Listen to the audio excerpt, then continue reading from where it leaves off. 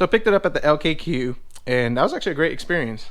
Gave him my information, and sure enough, forklift operator loaded this thing right up. And I like that it has this little pallet over here, which makes it so much easier for me to work on over here. But while at the salvage yard, I should have kind of done some initial investigation. Everything on this looks really good, and the biggest thing that we're looking for is excessive oil leaks and just signs that this thing was used and abused. I should have brought the 21-inch millimeter and spun the engine over while I was there, and it's probably a good idea to just bring some tools and just take some initial looks. That way you're having to not go back and forth. But brought it home, spun it, and spins nice and freely. Feels like it has good compression. I hear it on that, so feel good with that. So now a few things too. When I also got it, and I've already kind of cleaned it off, had a lot of rat poop, mouse poop on it, and I kind of cleaned it off initially just to make sure that there was no hidden nest that will end up in my garage. So what I'm going to do now is I'm actually going to take off the intake manifold, and reason being for that is because there was evidence of mice hanging out with this. I want to make sure that they didn't make a nest behind this piece back there, and I'll show you when I take this off. And also want to make sure they didn't chew the wiring. Apparently there's a separate wiring harness for this. I want to make sure that's not chewed and there's nothing damaged on it. And actually, because this has that high pressure fuel pump, it's actually a good time to clean the valve. So we're also going to do that. Now, one thing I did do, and let's see if we can get this in the camera, opening up the oil cap, as you can see right in there, that's actually a really good sign. So everything in there, and I actually took a borescope camera, looks like a brand new engine. So that gives me a little peace of mind knowing that at least the oil change was maintained on this, because it looks really clean in there. Another thing too, and it can mean two things, it has a Motorcraft oil filter, which tells me that this thing was possibly maintained at the dealer constantly, or at least as it was supposed to be, or they just never changed the oil and this is the oil from the factory from day one. But I guess we'll find out. So let's get started and let's go ahead and take off this intake.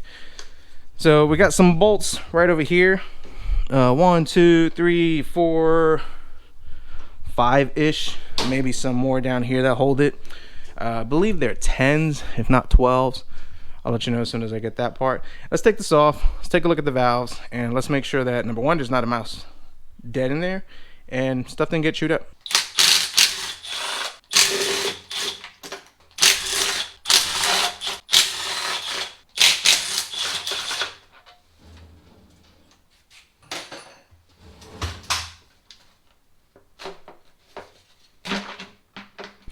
Alright, so that came off easily. Just have to remember this whole PCV system that Ford does.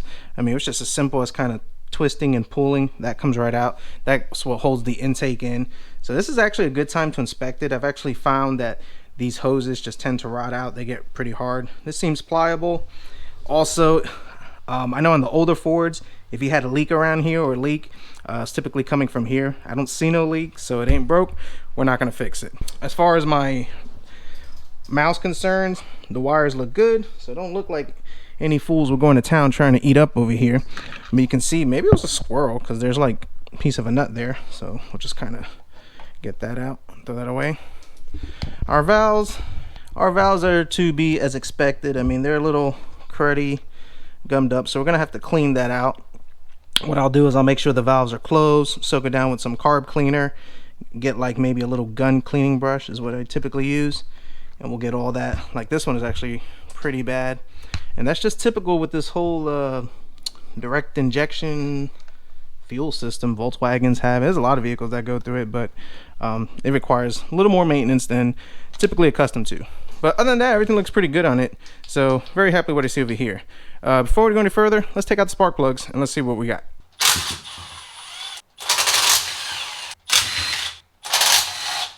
So the spark plugs actually don't look too bad. Get a light. They're just worn, but they look evenly worn. I don't see one gap that's higher than the other. They all look the same, have the same amount of soot. No evidence of really anything burning as far as oil or anything like that. So it's actually a really good sign from what I'm seeing over here that this engine is actually still in good condition. So that's kind of a relief. Only thing I do see is I noticed that there's a little bit of oil right around here, especially up here, which tells me that the valve cover is probably going to be due for a gasket pretty soon. Not going to change that right now. The name of the game is just clean, assess the engine, and pop it in and see if it works. Once it works, then we'll go ahead and we'll start changing everything out that we need. But for the most part, everything looks pretty good, so happy with what I see. So what I want to do now is try to break up all that carbon that's in there. So I want to make sure that the valves are closed, that way I don't get all that crap into the cylinder, which would not be good. So now what I want to do is just kind of spray this down.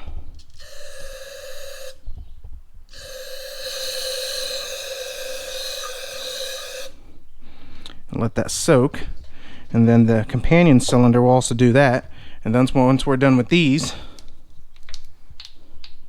we'll switch to the other two. So the key to this is, remember, you're only going to be able to do you know, the ones that are closed right away. So you're not going to be able to do all of them right away, but patience. And this is a good way to find out if your valves are sealing. This is just carb cleaner. I've used this a bunch of times. It's safe. Never had issues. There's a bunch of different chemicals you can use, but I like using this.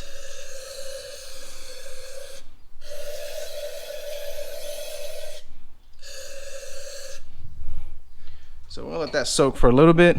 We'll do the other ones, and then I'll show you how it looks afterwards.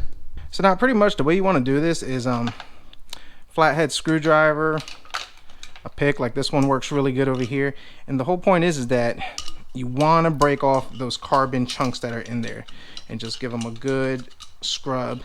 Don't go too crazy, you know, just nice and easy. Because once you spray not the brake part cleaner, but once you spray that carb cleaner stuff in there, I mean, this stuff becomes like gum and it comes off really easy.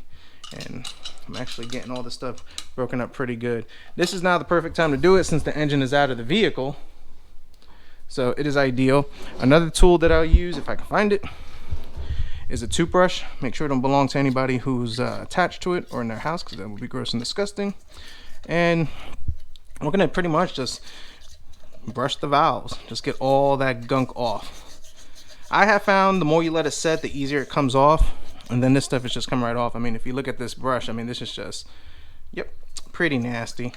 So I'm gonna spend some time on these two valves. I'll clean them up. What I'll do next is I'll actually take a rag, soak up most of the chemical that's inside there, then I'll blow it out with some air, and that should take care of it. And then I'll show you the difference between these after and before.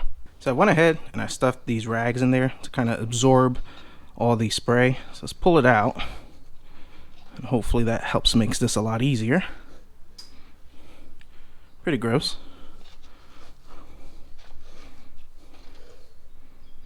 Actually not too bad on that one. See how much improvement we made.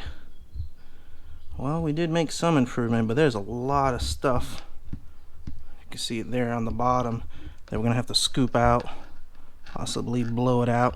So we got some stuff there. It's actually off the valve stem, but there's all this stuff is actually sitting on the valve. So I'm probably just gonna go in with a light scraper, try to scoop all that up as best as we can. And by scraper, I just mean my screwdriver. So the spray worked actually really good. If you can see, this stuff just like wiped off very easily. So I'm just gonna have to go in here and just kind of wipe all this stuff off. Probably give it one more spray down just to clean it. And I think I should be good. All right, so cleaning, scrubbing, soaking, wiping, blowing it out. It's a lot better than what it was. I mean, we could be here all day. Some people do it with a walnut blaster, but the biggest thing was to get those big chunks out of there. And I think what's just left is a little bit of goo. And with some fuel additives and probably a couple of seafoams, we'll get that a little cleaner. But that's good enough for now. And compared to how they were before, just looking at the other valves, you can really see how much a difference it is. So I'm gonna finish these two up and then we'll move on to the next one.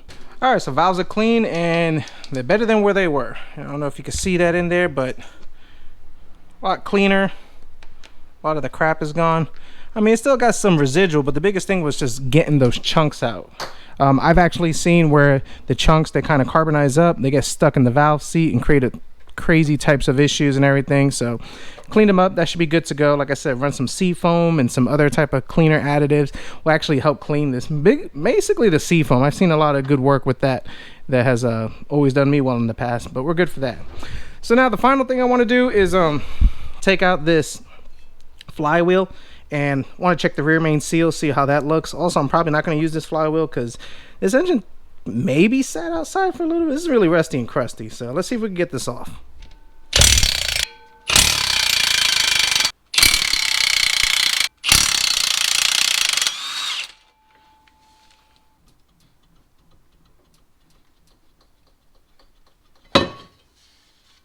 I'll tell you what, they used one heck of a Loctite on it because that stuff was on there pretty good.